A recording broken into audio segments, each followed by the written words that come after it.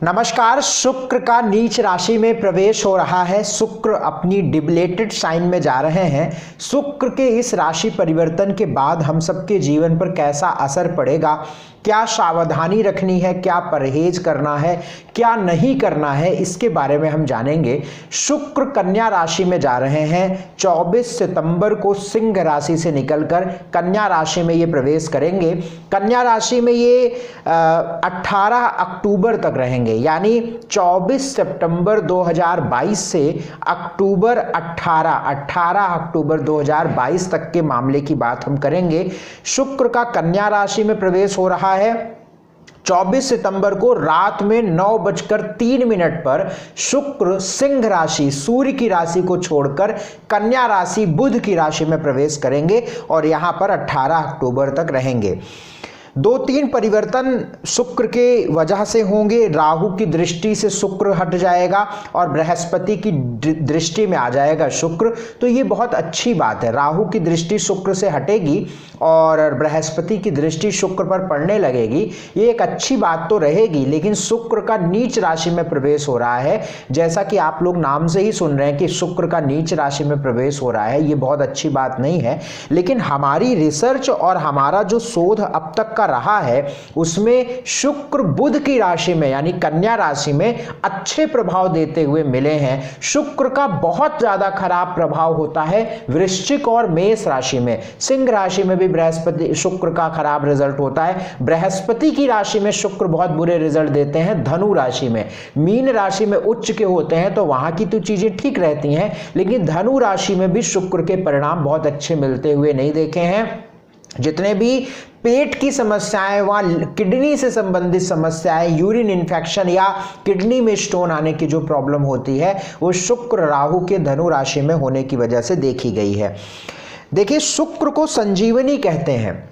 अगर शुक्र किसी का पीड़ित है तो व्यक्ति निश्चित तौर पर कफ से, दर्द से, शुगर से पीड़ित हो जाता है।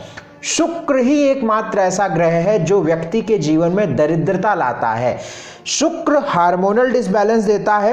अगर संतान नहीं हो रही है तो निश्चित तौर पर इसका सीधा संबंध शुक्र से ही होता है। शुक्र के बिना कोई व्यक्ति वैभव और ऐश्वर्य प्राप्त नहीं कर सकता है। मैं हमेशा एक बात कहता हूं कि जितनी भी सुंदर और अच्छी दिखने वाली चीजें आपके आसपास में दिखती हैं उन सब पर आधिपत्य शुक्र का होता है। यदि आपका घर बहुत शानदार है, बढ़िया से पुट्टी हुई है, बढ़िया पेंट हुआ है, सबसे बड़ी बात सीलन नहीं आ रही है। अगर आपके घर में सीलन आ रही है तो आपका शुक्र खराब परिणाम दे रहा है और ये आपके दुर्भाग्य का कारण है। आप इसको कितना मानते हैं, नहीं मानते हैं, ये आपका विषय है, लेकिन आप मानिए चाहे ना मानिए, सत्य तो यही है कि यदि आपके घर सीलन से भरा है तो गृहस्थी चलने में परेशानी होगी। आपके बच्चों की शादियां सही ठीक से नहीं चलेंगी, शादी होने में भी रुकावट होगी, अच्छा विवाह नहीं होगा। घर में यदि शीलन है, घर के प्लास्टर टूट रहे हैं, घर में दीवारें फट रही हैं, तो निश्चित तौर पर आप जान लीजिए कि शुक्र आपका खराब है। A certain discipline of knowledge is governed by the Venus। हमारे घर का जो सौंदर्य है वो खास तौर से शुक्र से निश्चित तौर पर गवर्न होता है।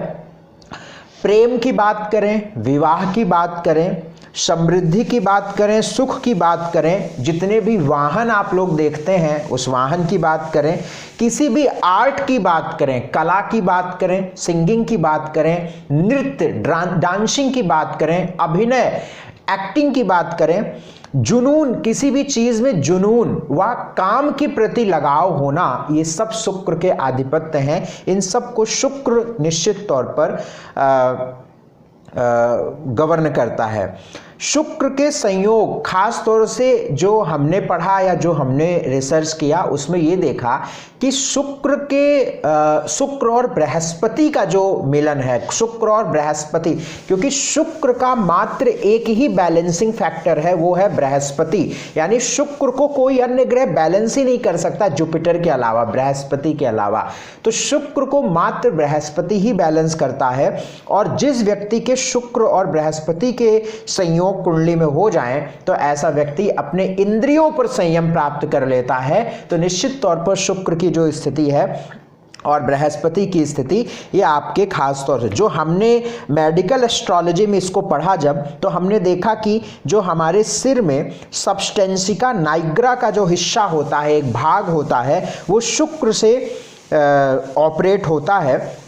सबस्टेंसिका नाइग्रा, और यही याददाश्त का भी कारक होता है। सबस्टेंसिका नाइग्रा एक लैटिन शब्द है जिसका अर्थ होता है ब्लैक, काली वस्तु। सबस्टेंसिका नाइग्रा मस्तिष्क में काले रंग का होता है, जबकि मस्तिष्क के इसके आसपास के हिस्से सफ़ेद रंग के होते हैं। इसका कारण होता है कि इसमें न्यूरोमेलानिन नामक का एक पदार्थ पाया जाता है। सबस्टेंसिका नाइग्रा को मानव मस्तिष्क का सबसे अहम हिस्सा माना जाता है और यहीं पर शुक्र का पूरा आधिपत्य होता है। हमारे मस्तिष्क में, हमारे शरीर की सारी संरचना में हर एक भाग जो होता है वो ग्रहों से ऑपरेट होता है, और यही हमने मेडिकल एस्ट्रोलॉजी में चिकित्सा ज्योतिष में रिसर्च करके देखा। हम मात्र आपकी कुंडली देखकर बता सकते हैं कि आपके शरीर के किस भाग में परेशानी है या किस भाग में परेशानी हो सकती है।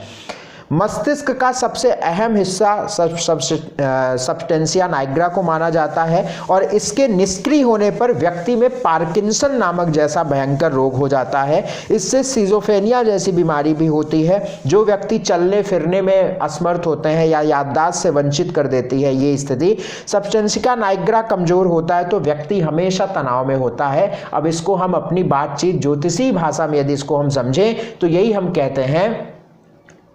कहते हैं कि भैया आपका शुक्र खराब है, या चंद्रमा खराब है तो आपके मस्तिष्क का पीनियल ग्लैंड खराब है। अगर सूर्य खराब है तो आपका थैलेमस हाइपोथैलेमस गड़बड़ है। अगर आपका राहु खराब है तो आपके मस्तिष्क का काउडेट न्यूक्लियस खराब है, काउडेट न्यूक्लियस को गड़बड़ी हो रही है, दिक्कत हो रही है। अगर आपका मंगल खराब है तो हम कहते हैं कि आपका एमिगडाला खराब है। तो ये चिकित्सीय ज्योतिष है, ये मेडिकल एस्ट्रोलॉजी है। ज्योतिष बहुत बड़ी चीज है। आप तो अभी उसका आपको तो बस ये पता है कि हाँ राशिफल या ग्रह या ये नक्षत्र हमारी महादशा अंतरदशा, इससे बहुत ऊपर ज्योतिष है। इवन मेडिकल एस्ट्रोलॉजी बाद में है, एस्ट्रोलॉजी आपकी मेडिकल बाद में है, मेडिकल एस्ट्रोलॉजी पहले है। चिकित्सा आपकी जो मेडिकल साइंस है उसका भी एक अपना अहम रोल है, ऐसा हम नहीं कह रहे हैं, लेकिन ज्योतिष और एस्ट्रोलॉजी ये सबसे ऊपर है और ये सबसे पहले आई। बहरहाल अब हम अपने विषय पर बात करते हैं। शुक्र का कन्या राशि में प्रवेश आपकी राशियों पर कैसा प्रभाव डालेगा, मेष से मीन तक इसकी बात हम आपको बताएंगे, और उपाय भी हम जहां आवश्यकता होगी वहां बताते रहेंगे। यह राशिफल आप अपने लग्न पर फॉलो करिएगा तो आप पर बिल्कुल सटीक दिखेगा। यदि आप हमसे अपॉइंटमेंट लेना चाहते हैं तो आपकी स्क्रीन पर नंबर चल रहा है, इन नंबरों पर तुरंत व्हाट्सएप मैसेज कर आप अपॉइंटमेंट ले सकते हैं। मेष राशि की बात करें तो शुक्र का छठे घर में प्रवेश हो रहा है, 6th हाउस। छठा घर होता है रोग ऋण शत्रु का। कोई भी ग्रह जहां जा रहा है वो बात, और कहां से आ रहा है वो बात, और कहां का मालिक है वो बात, ये तीन बातें ही निर्भर करती है कि उस ग्रह का प्रभाव आपके जीवन पर कैसा होगा। शुक्र आपके लिए सेकंड लॉर्ड यानी धन भाव का मालिक, गले का मालिक, मुंह का मालिक, परिवार का मालिक है, और आपके वैवाहिक जीवन सप्तम भाव का मालिक है, 7th house daily income partnership का मालिक है। छठे घर में शुक्र नीच राशि में जा रहे हैं, बिल्कुल ठीक बात नहीं है। आपके अपने गले का, मुंह का, पेट का व अपने वैवाहिक जीवन का, आपके फैमिली में कोई मतभेद ना हो, इन सब चीज़ों का बहुत ध्यान रखिएगा। या ये सब चीज़ें आपको होती हुई दिखें तो आप थोड़ा सा रिजर्व हो जाइएगा, अटेंशन हो जाइएगा। जब तक शुक्र नीच राशि के रहेंगे यानी 18 अक्टूबर तक, कृपा करके कर्ज देने व लेने दोनों से बचिएगा, नहीं तो परेशानी होगी। छठे घर में नीच राशि का शुक्र, ऐसे लोगों को यूरिन इन्फेक्शन से बहुत बचना चाहिए। अगर कोई पहले से उनके स्किन आदि को कोई प्रॉब्लम रहती है तो वे लोग अपना बहुत ध्यान रखेंगे। और हार्मोनल चेंजेस भी ऐसे में होते हैं, जो लेडीज़ें हैं वे विशेष ध्यान रखें। यदि आपकी में, चूंकि ऑलरेडी आपके लग्न में राहु है और राहु लग्न में होकर व्यक्ति की वाइटैलिटी को वीक कर देता है, तो इस चीज़ का बहुत ध्यान आप रख के चलिएगा। उपाय के तौर पे माँ भगवती की उपासना करिएगा, ये आपको लाभ देगा। वृषभ राशि वालों के लिए शुक्र पंचम भाव में नीच राशि के हो रहे हैं और ये लग्नेश होकर नीच राशि के हो रहे हैं। स्वास्थ्य का विशेष ध्यान रखिएगा, संतान का ध्यान रखिएगा। यद्यपि इस वक्त में आपको विचार बहुत अच्छे मिलेंगे, प्लान बहुत अच्छे आएंगे, आपके रिश्ते किसी से जुड़ सकते हैं, आपके रिश्ते मजबूत होंगे। तो पंचम भाव में शुक्र लग्नेश होकर त्रिकोण में आना ये बात तो बहुत शुभ होती है, लेकिन चूंकि डिबलेटेड साइन में है तो इस चीज को लेकर मैं यही कहूंगा कि अपने स्वास्थ्य का ध्यान रखिए, अपने मन का ध्यान रखिए। मन यहाँ पे बहुत दुखी हो सकता है या भावुक हो सकता है, इस चीज का ध्यान रखें। संतान, पेट, एजुकेशन, मित्र और प्रेम, लव लाइफ, इन चीजों का बहुत ध्यान रखें। 6 लॉर्ड है, ये अपने से 12वें जाके बैठा हुआ है, तो स्वास्थ्य का भी ध्यान इस समय, हालांकि स्वास्थ्य अभी तो गड़बड़ नहीं होगा इससे, क्योंकि जब शुक्र तुला राशि में जाएगा तो स्वास्थ्य खराब करेगा, लेकिन अभी फिर भी ठीक है। बट जो बातें हमने बताई उसको ध्यान रखिएगा। उपाय के तौर पर भगवान गणेश भगवान की पूजा करना आपके लिए बहुत अच्छा रहेगा। मिथुन राशि वालों के लिए शुक्र 4th हाउस में नीच राशि के हो रहे हैं। 4th भाव में नीच राशि के शुक्र, ये निश्चित तौर पर अच्छा हम नहीं मानते। 4th हाउस में शुक्र का नीच का होना आपकी माता का ध्यान रखिएगा और सुख में कहीं ना कहीं कमी हो सकती है और हेल्थ भी यहाँ पे खराब करता है। चूंकि 12th लॉर्ड होके यहाँ पे नीच राशि का है तो ये अच्छी बात नहीं है।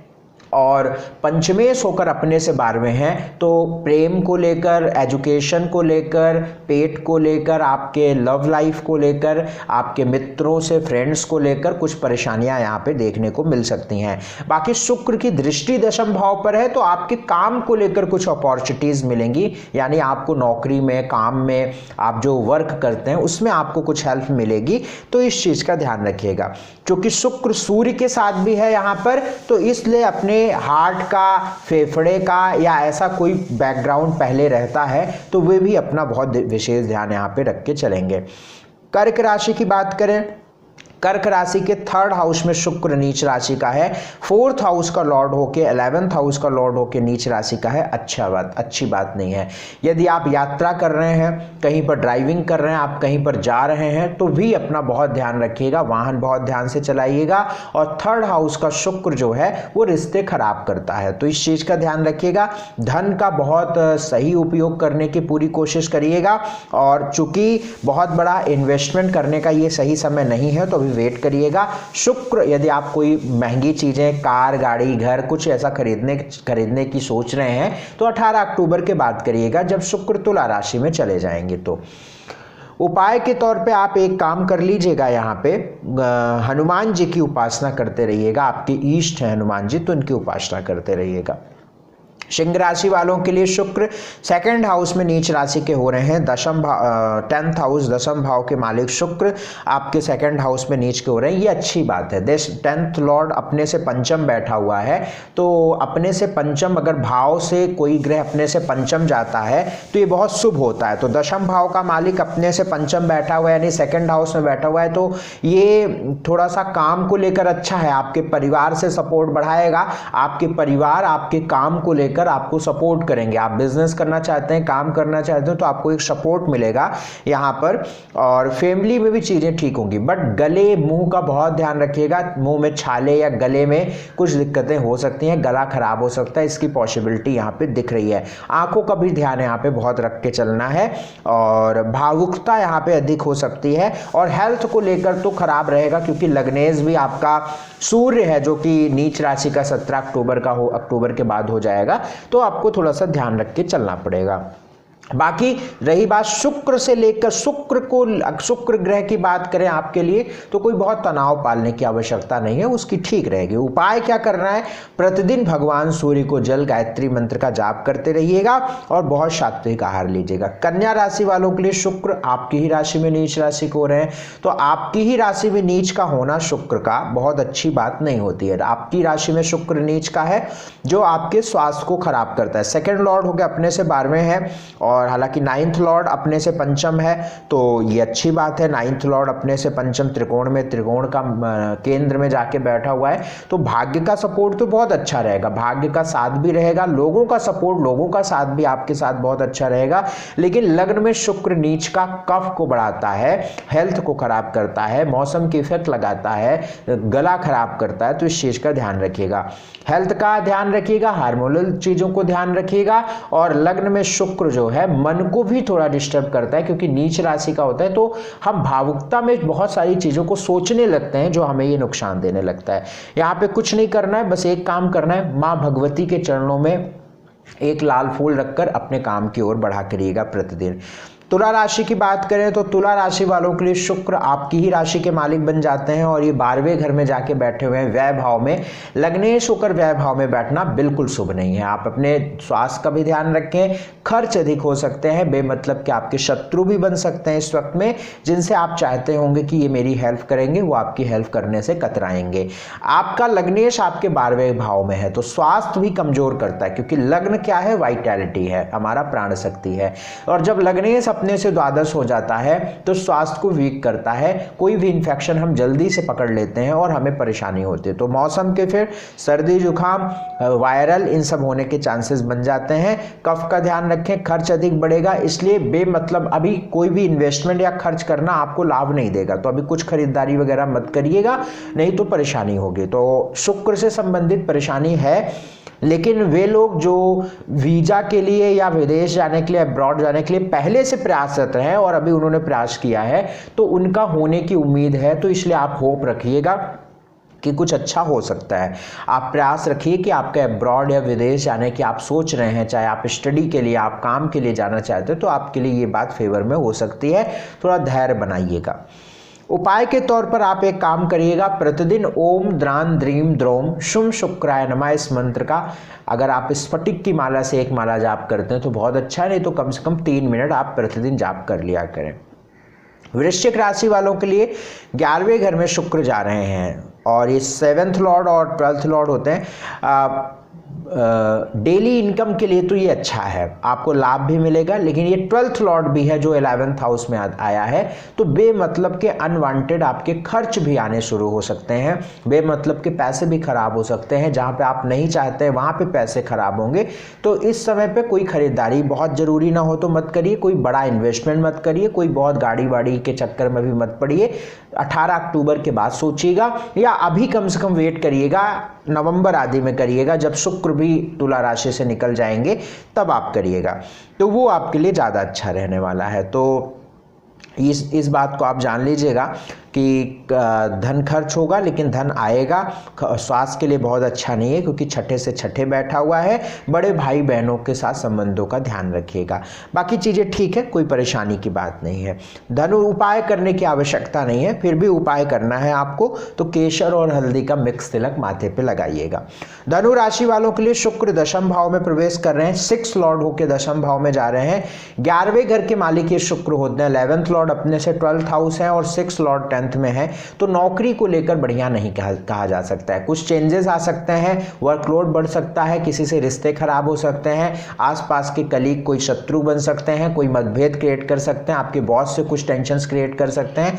तो इन चीज़ों का ध्यान रखिए, थोड़ा रिजर्व रहिएगा, बहुत सोच समझ कर बोलिएगा। कोई ऐसी बातें जो आपकी ही बातों से आपको फंसा दिया जाए, इसकी पॉसिबिलिटी हो सकती है, इसलिए थोड़ा सा बोल चाल में आप जितना हो सके थोड़ा सा पकड़ रखिएगा, क्योंकि 10th हाउस में शुक्र नीच के छठे घर से, तो कर्म को लेकर थोड़ी सी प्रॉब्लम्स बढ़ जाती हैं। जहां जहां मैं सबसे पहले बोल रहा हूं, पॉइंट आउट कर रहा हूं, 10th हाउस में है, 10th house that mean working place, तो वर्किंग प्लेस पर सावधानी। अब कि क्या क्या सावधानी, मैं एक एक चीज तो नहीं गिना सकता हूं, क्योंकि हर व्यक्ति की अपनी अलग अलग सिचुएशन होती है, लेकिन वर्किंग प्लेस पर आप कुछ भी करते हैं, जॉब बिजनेस किसी भी प्रकार का काम करते हैं, आप वर्किंग प्लेस पे थोड़ा ध्यान रख के काम करिएगा, थोड़ा ज़्यादा अटेंशन रखिएगा, थोड़ी ज़्यादा जागरूकता रखिएगा। दशम भाव में शुक्र नीच राशि का है, इस बात का ध्यान रखिएगा।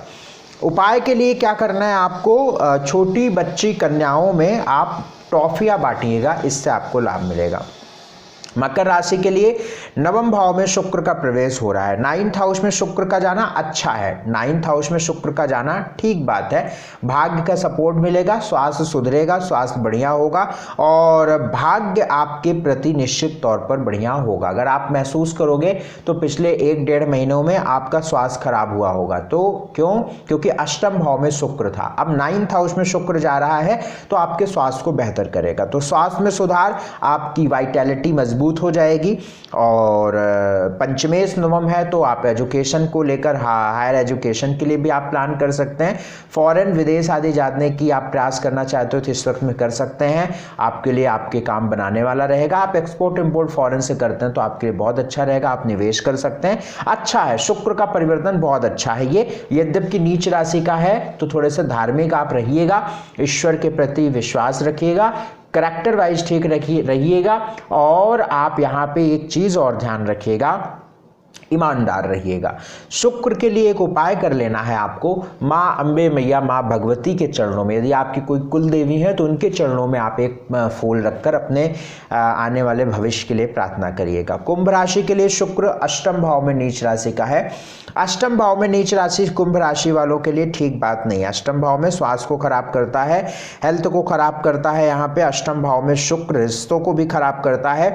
आपके 4th लॉर्ड माता के स्वास्थ्य का बहुत ध्यान रखिए, माता का विशेष ध्यान रखिए। 4th हाउस का लॉर्ड अष्टम में है, माता जी का अपने बहुत ध्यान रखिए, माता के साथ संबंध, माता के स्वास्थ्य का ध्यान, एक बात। दूसरी बात, अगर इस वक्त में आप रजिस्ट्री, गाड़ी कुछ भी ऐसा लेने की सोच रहे हैं तो मत लीजिएगा क्योंकि वो नुकसानदायक होगा। तीसरी बात, आप कोई रिश्ते भी जोड़ने के लिए सोच रहे हैं तो वो भी अभी रुक जाइएगा, नहीं तो आपको जो आप एक्सपेक्टेशन रखते हैं उस रिश्तों में वो आपके लिए उतनी स्थिति अच्छी नहीं हो पाएगी। तो इस बात का ध्यान रखिएगा। अष्टम भाव में शुक्र किसी तौर पे मैं इसको शुभ नहीं मान सकता हूं क्योंकि अष्टम भाव मंगल का पक्का घर होता है, अष्टम भाव अंधेरा है। अष्टम भाव रात है, अष्टम भाव से अंधेरा होना शुरू होता है और अष्टम भाव में शुक्र कुंभ लग्न जैसे या कुंभ राशि जैसे ग्रह जो उजाले का कारक है, 4th हाउस है शुक्र, और जहाँ पे 4th हाउस में रोशनी होती है, 4th हाउस में जिसको कहते हैं कि लाइट्स आती हैं, लाइट्स जीवन में लाइट्स आती हैं, वहाँ का लॉर्ड 8th हाउस में, मैं इसको शुभ तो नहीं कह सकता हूँ। तो इसलिए इसके उपाय करने आवश्यक हैं। इसके लिए आपको उपाय क्या करने चाहिएगा? इसके लिए आपको उपाय करने चाहिए कि आप जो है केसर का तिलक अपने माथे पे लगाइएगा, एक काम और यहाँ पे और करिएगा, स्फटिक की माला बाजार से लाइएगा। प्रतिदिन आप एक माला ओम द्रान द्रीम द्रोम शुम शुक्राय नमः इस मंत्र का जाप करिएगा। ये सब आपको झंझट तामझाम नहीं पालना है, तो सीधे सीधे 3 मिनट ओम द्रान द्रीम द्रोम शुम शुक्राय नमः इस मंत्र का जाप कर लिया करिएगा। मीन राशि वालों के लिए शुक्र सप्तम भाव में प्रवेश कर रहे हैं। सप्तम भाव में शुक्र नीच राशि के बहुत अच्छी बात नहीं है। वैवाहिक जीवन का ध्यान रखिए। आप पति हैं तो आपके पत्नी का स्वास्थ्य खराब हो सकता है, और आप पत्नी हैं तो आपके पति, आप पति हैं तो आपकी पत्नी का, पत्नी है तो पति का। तो अष्टमेय सप्तम पर है ना, इसलिए मैं बोल रहा हूँ।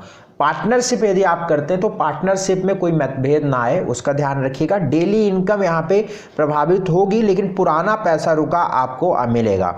और चूंकि बृहस्पति और शुक्र की आपस में दृष्टि है, वे लोग अपना बहुत ध्यान रखें जिनको डायबिटीज है और आप मीन राशि के हैं तो आप थोड़ा सा ध्यान रखिएगा। बाकी चीजें शुभ है, ठीक है। छठे भाव से निकल रहा है शुक्र, सप्तम पर जा रहा है तो ठीक है, अष्टमेश होकर।